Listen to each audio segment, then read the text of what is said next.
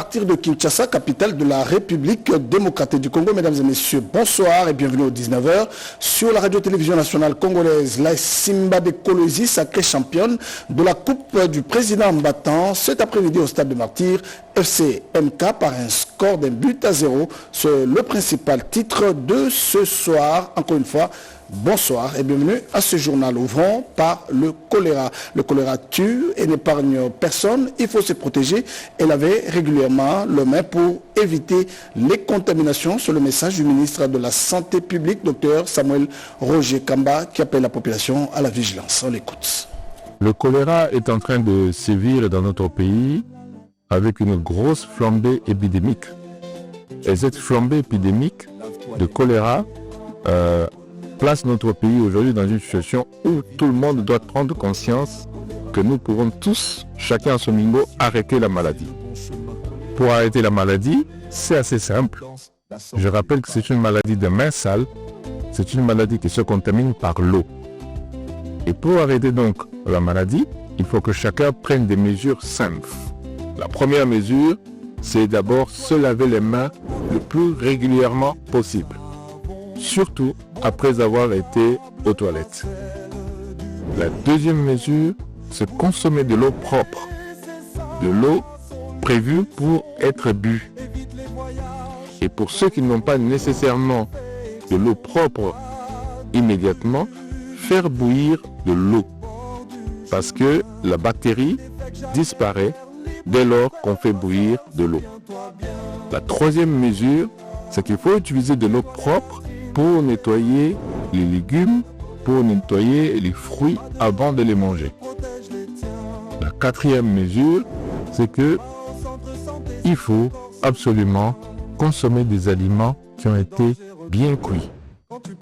Parce qu'encore une fois, la chaleur détruit la bactérie. Mais au-delà de ces mesures pour soi-même, il faut qu'on prenne des mesures pour l'environnement.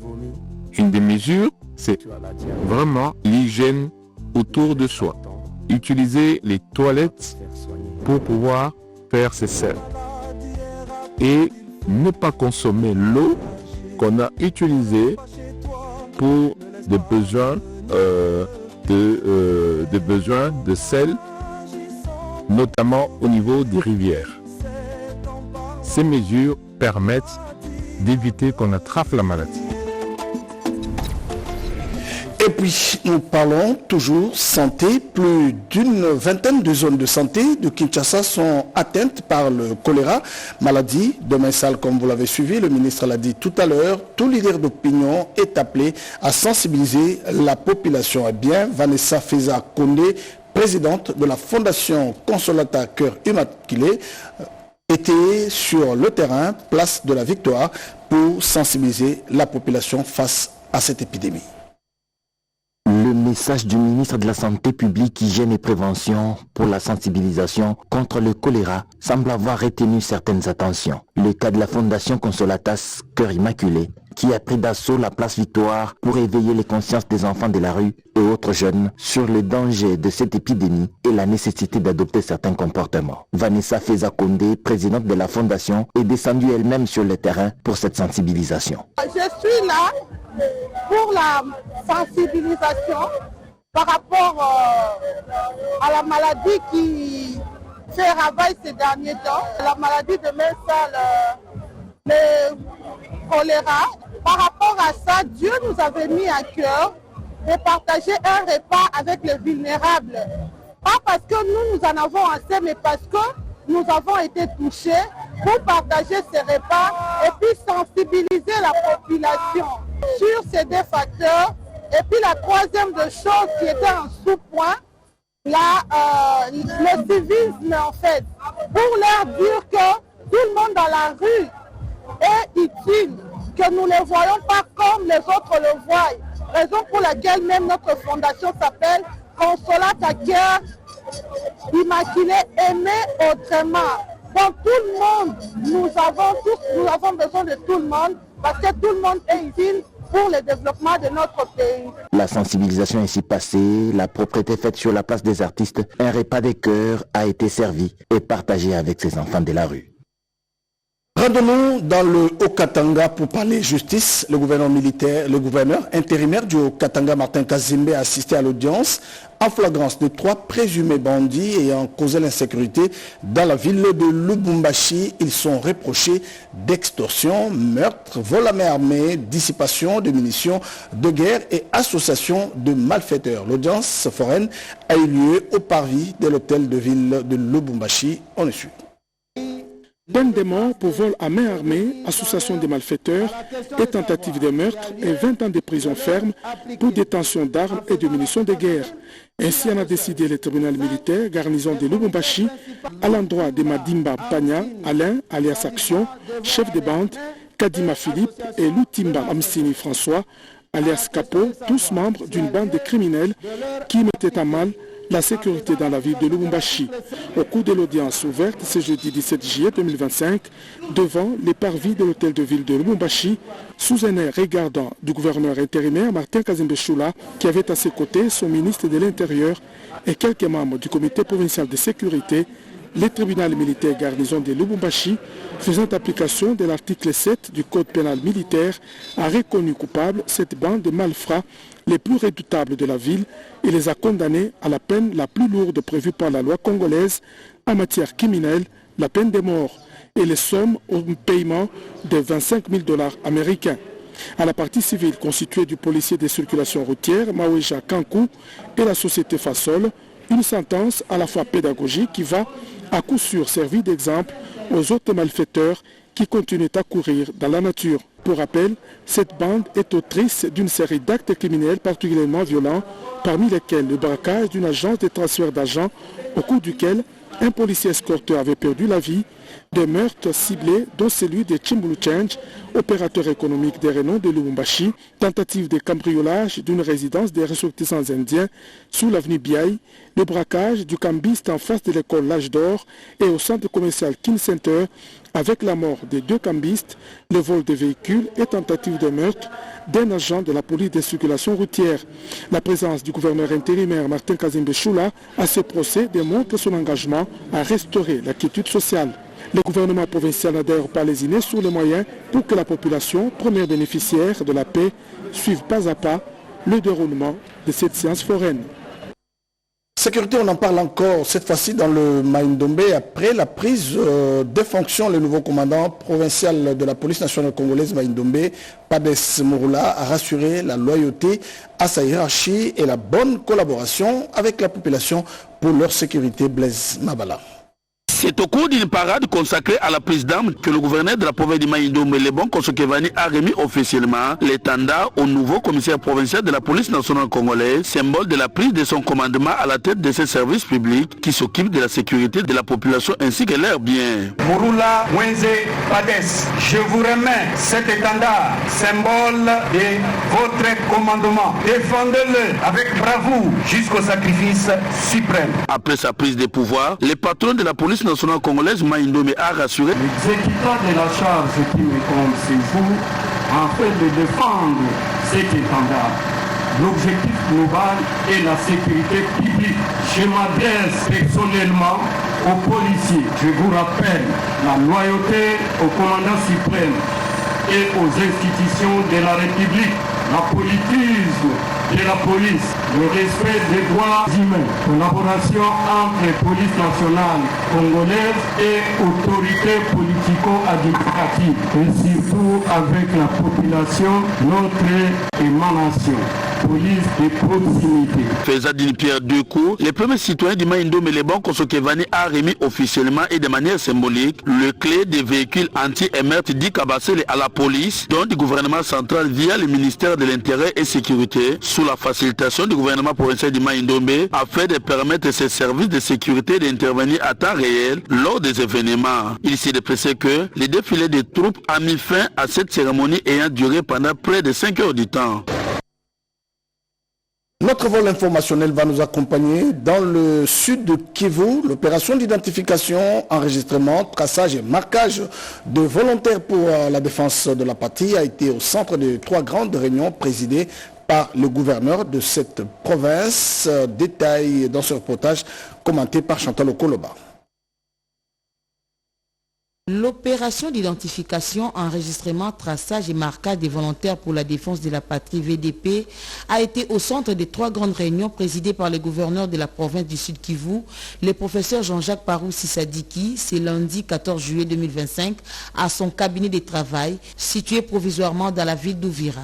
Au Conseil provincial de sécurité comme au Conseil des ministres, et à la réunion avec les responsables provinciaux de la réserve armée de la défense, RAD, cette question a été largement débattue. D'autres questions sécuritaires ont été abordées par les membres du Conseil provincial de sécurité. À l'issue de cette réunion, le gouverneur de la province a coupé court aux rumeurs partagées par l'armée numérique des ennemis sur la menace qui pèserait sur la ville d'Uvira. Il appelle la population à l'apaisement et au calme. Le professeur Jean-Jacques Paroussi Sadiki a demandé aux membres de son gouvernement de mettre bouchée double pour la maximisation des recettes, chacun dans son secteur, afin de permettre au gouvernement d'exécuter certains projets à impact rapide. Le président de la République, chef de l'État, Félix Antoine Tshisekedi Tshilombo, nous a mandaté pour accélérer le processus visant à renforcer l'identification, le traçage, le marquage, l'enregistrement de nos forces de défense et de sécurité. Alexis Biadounia Meshak, un des représentants des VDP, attribue les malentendus au déficit communicationnel. Sentiment de satisfaction pour les responsables des RAD en province après cette rencontre avec l'autorité provinciale. D'Uvira, nous allons nous rendre dans le Lualaba, un lot important de véhicules de la police des circulations routières a été remis par les bourgmestres de la commune de Manika, Thierry Mujinga, Sambumba, au gouverneur de la province, Fifi Masuka Saini, pour bien sécuriser la population de la province du Lualaba, précisément celle de Manika.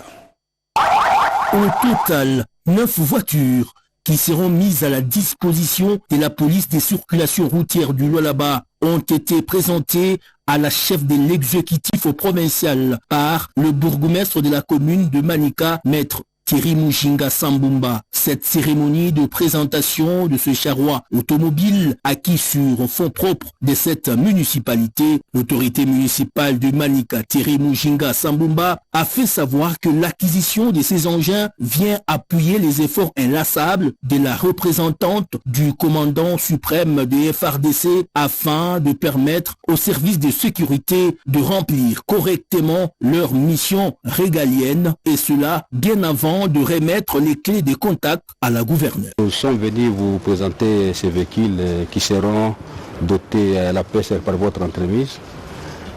Comme vous le savez, Excellence, la mission principale de l'exécutif, c'est de faire triompher l'ordre public, bien sûr avec ses composantes, la sécurité publique, la tranquillité publique ainsi que la salubrité publique. La gouverneure du Lualaba a encouragé ce geste de la commune de Manika tout en demandant aux utilisateurs d'en faire bon usage. Que ces véhicules puissent servir à sécuriser nos routes, à sécuriser nos enfants, à sécuriser nos familles, afin que nous continuions à être la province modèle. Masuka Saini Fifi procédera ensuite à la remise des clés au numéro 1 de la police au Lualaba avant d'assister à une démonstration des rodages de ces engins sécuritaires sous le regard de la gouverneure et les membres du gouvernement. Et puis on va faire un petit tour à Lubumbashi. Les forces vives du Haut-Katanga appellent à la cohésion nationale. Une série de marches pour l'unité a été organisée à Lubumbashi par la vision Fati rénovée. Et ces séries de marches se sont clôturées le vendredi dernier. Images et commentaires de Cédric Kenina. Le temps est donné, c'est l'action qu'il faut. Kalimboui en ont pris l'initiative pour appeler à un changement de paradigme, celui de défendre, protéger et soutenir les institutions du pays, singulièrement le président de la République.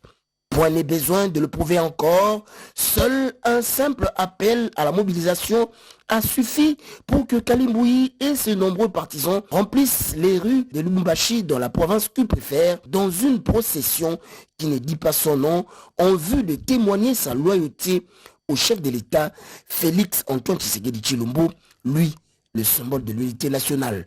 Cette manifestation de la VFR est l'expression d'un mécontentement, d'une désapprobation à toute critique malveillante visant à ignorer les efforts du président Tshisekedi à restaurer la paix à travers différents processus engagés sur le plan diplomatique ou encore tout discours séparatiste tendant à désorienter l'armée sur les lignes de front.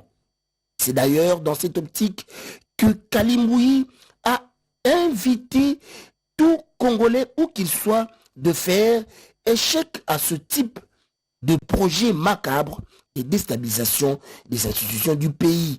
Et puis, nous allons nous rendre dans les Kwilu pour parler infrastructure. C'est sur ce site situé dans le territoire de Boulungu, province du Kwilu, que sera construit l'aéroport moderne répondant aux normes internationales dépêchées par le gouverneur de cette province. Le maire de Kikwitabe Ngiama Kachaka et sa délégation ont suivi les explications techniques de responsables provinciaux de l'office de route, du cadastre et de l'urbanisme sur le choix de ces sites. Langa et Yoko, c'est sur ces sites situés dans le territoire de Boulungu, à quelques kilomètres de la ville de Kikwit, province du Kwilu, que sera construit l'aéroport moderne répondant aux normes internationales.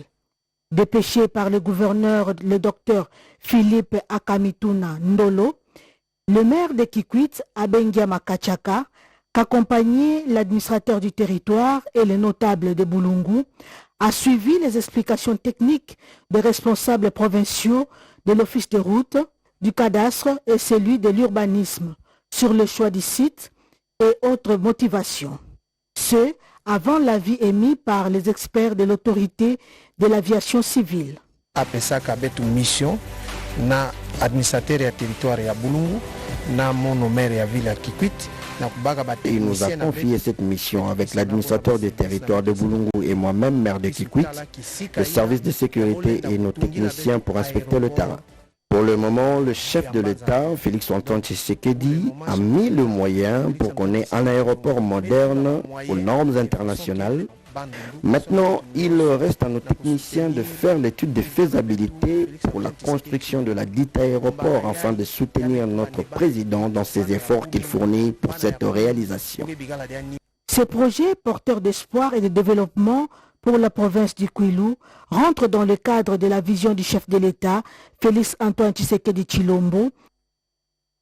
Vous avez suivi le thème vocal de notre consoeur Émilie Kaindou. Nous allons retourner dans les Lualaba. Fifi Masuka, gouverneur de cette province, a fait la ronde de différents chantiers ouverts à travers les zones au sein de sa juridiction. Elle s'est dit satisfaite de l'état d'avancement des travaux. La gouverneure qui fait rayonner la vision du chef de l'État, Félix-Antoine Tshisekedi Tshilombo, dans cette partie du pays, dans la province du Lualaba. Madame Marie-Thérèse Masuka Saini, on constate que pour l'instant, on veut l'assimiler, on veut éteindre la lumière qu'elle a posée dans cette province en construisant avec beaucoup d'amour, avec son cœur, en matérialisant la volonté politique du chef de l'État au quotidien dans cette partie de la République, tout simplement parce qu'elle fait la fierté de cette vision, de la vision Tshisekedi dans la province du Lualaba. Ça lui attire maintenant la foudre des ennemis de la République. Ces gens profitent souvent des occasions comme ça pour continuer à lui jeter des pierres.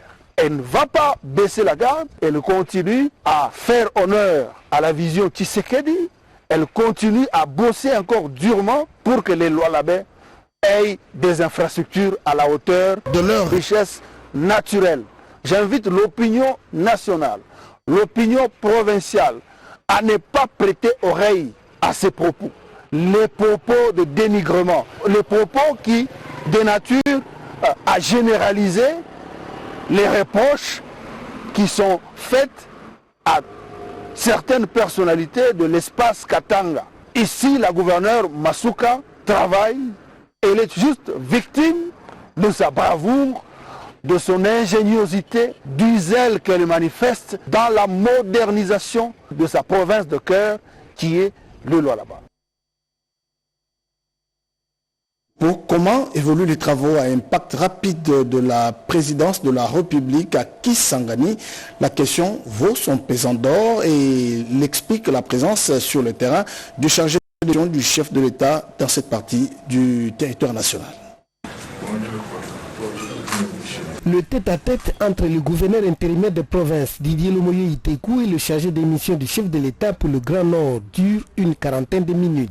Le temps pour Dr André Didier Baïto Apala d'expliquer l'objet de sa mission d'itinérance liée à l'exécution des travaux à impact rapide de la présidence de la République et dans la Tchopo. Je suis en mission de suivi et évaluation des projets à action palpable du chef de l'État. Vous savez, ça tient beaucoup au cœur, le chef, que la population puisse bénéficier de tout ce qu'il avait tenu comme promesse. Alors nous attendons beaucoup d'échos de gauche à droite. Nous voulons palper des doigts pour savoir qu'est-ce qui ne va pas, pour essayer de faire rapport à l'autorité afin que les choses puissent bien évoluer. Ce qui ne peut que réjouir le vice-gouverneur Didier Lomoyo Itekou, car la population tchopolaise est témoin oculaire des œuvres du chef de l'État en sa faveur dans tous les domaines. Le chargé des missions, André Didier Baïto Apala, se montre rassurant face à l'aboutissement de tous les travaux à action palpable du chef de l'État en faveur de la population tchopolaise. C'est pourquoi je suis là, pour assurer à la population de la Tchopo, à m'assurer moi-même enfant de la Tchopo, à m'assurer à la population boyomaise, moi-même boyomais, que le chef de l'État tient à cœur, à ce que tout ce qu'il avait promis puisse se réaliser. Nous allons rester dans le Tchopo. 90 jeunes de l'université de Kisangani seront bientôt formés dans le cadre du projet PEJAB. Cette bonne nouvelle a été annoncée au vice-gouverneur de la province par le coordonnateur national du projet. À la tête d'une forte délégation, le coordonnateur national du projet d'entrepreneuriat de jeunes annonce au vice-gouverneur de province la présence du projet PEJAB dans les cadres du suivi des formations dispensées à une 90 de jeunes étudiants de l'université de Kisangani qui bénéficient d'un programme d'incubation en entrepreneuriat agricole avant de recevoir un financement. Bob Boubacha rassure. Ces jeunes, depuis qu'ils ont été formés, ils sont en attente du financement. Avant le financement, il fallait que je vienne ici, rencontrer ces jeunes, parler avec ces jeunes, voir qu'est-ce qu'ils font, afin que nous puissions voir ensemble comment les faire arriver à ce financement qu'ils ont attendu depuis longtemps. Ces jeunes étaient vraiment désespérés, parce que depuis longtemps qu'on a promis le financement, le projet a commencé depuis 2017. Aujourd'hui, nous sommes dans la dernière année du projet, et donc beaucoup de jeunes n'espéraient plus. Donc il fallait que je descende personnellement pour venir rassurer ces jeunes que nous sommes maintenant à l'étape de financement. Très encouragé par cette initiative, Didier Lomoyo Itekou a salué la démarche et a exprimé tout son soutien pour la réussite de ces projets à fort impact socio-économique.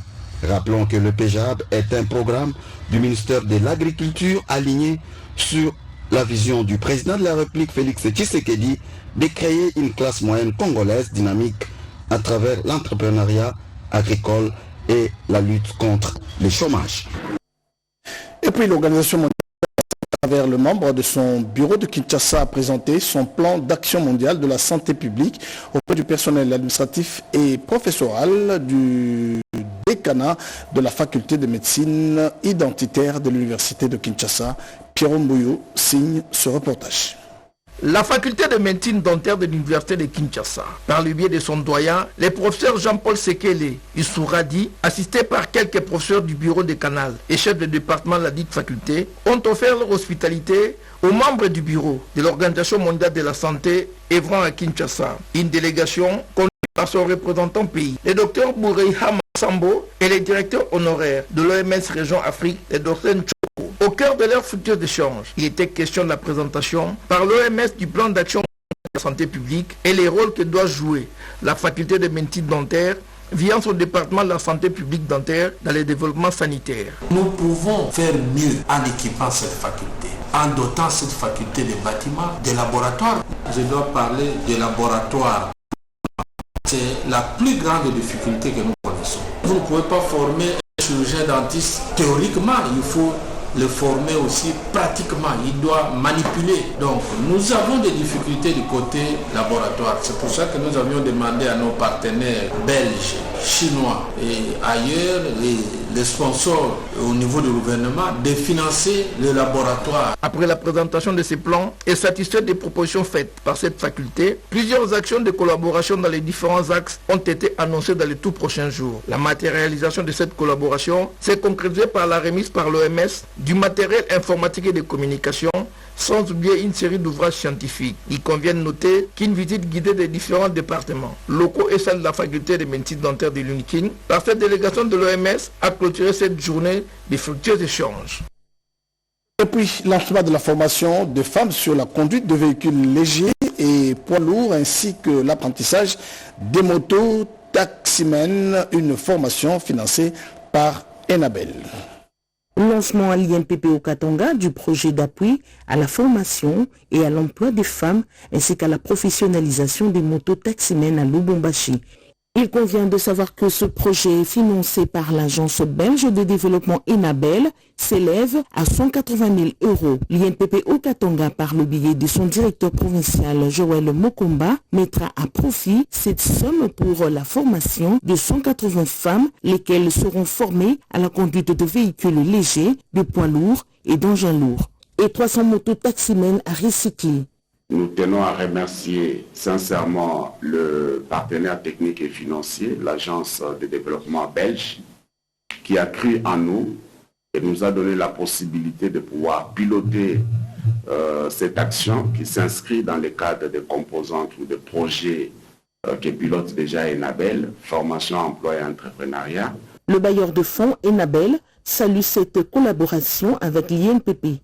Et nous avons la chance en tant qu'Enabel de tomber aussi sur un partenaire stratégique qui est l'INPP, qui a déjà démontré ses preuves en termes de capacité à identifier les leviers stratégiques sur lesquels il faut mettre l'accent pour renforcer le capital humain. Le directeur provincial de l'INPP a exprimé, lors d'une conférence de presse, l'engagement de son institution en faveur de ce projet. Nous venons d'assister au lancement du projet, qu'on venait de dire tout à l'heure, le projet d'appui à la formation et emploi des femmes et à la professionnalisation des motos taximènes que nous avons lancé au nom de monsieur le directeur général de l'INPP, le DG Godefroy Stanislas Chimanga Moutabo, qui nous a mandaté à piloter ce projet, à contractualiser avec l'agence belge de développement. Le projet Vroom Mama est celui en vidéosurveillance des belles opportunités en termes de formation à l'INPP au Katanga.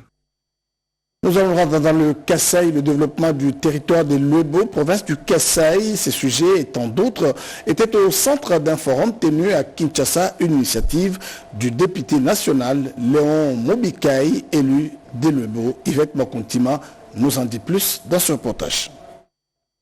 Les territoires de Luebo au cœur des questions de développement. Nous sommes dans la province du Kasaï où les besoins en termes de développement se posent avec acuité.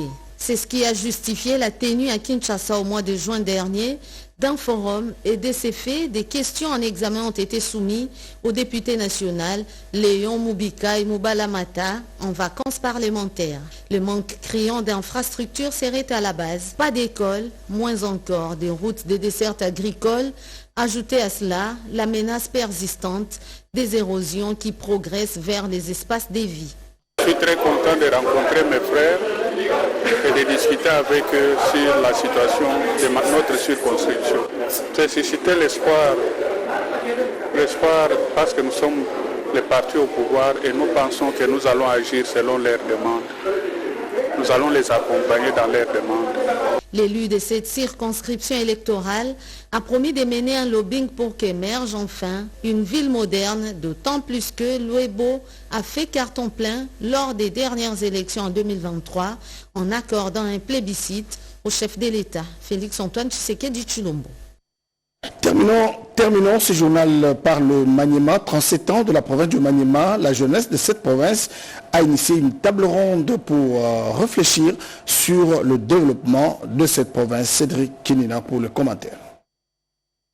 37e anniversaire de la création de la province du Maniema. Les filles et fils du Maniema ont pris la parole à travers une table ronde historique qui marque un tournant pour l'avenir de leur terre natale.